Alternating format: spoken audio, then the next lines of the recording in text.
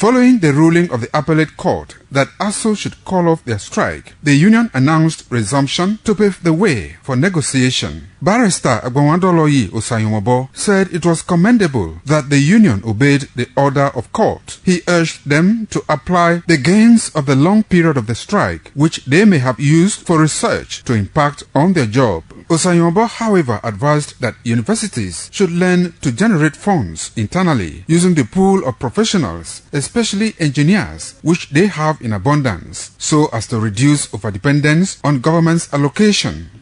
If you are an engineer, create the working environment within the system that the engineering department will not only become theoretical, but there should be a practical aspect of it. They should be able to generate revenue to sustain their researches.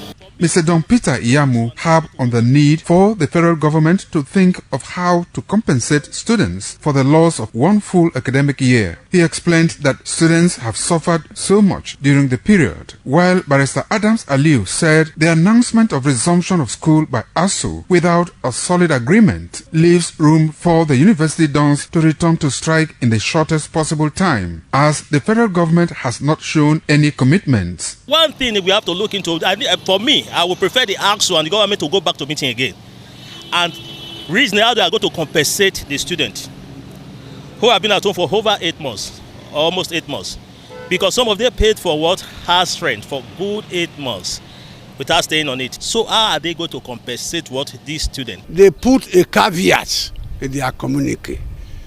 They said that pursuant to the agreement and negotiation, they were calling off the strike temporarily, and that should the government fail to honor the terms of the agreement signed a couple of days ago, they will go back on strike. That has been the recurring scenario. The university lecturers embarked on strike action early this year over federal government's poor funding of public universities and inability to honor agreement reached with the union. Pius Nsogho reporting.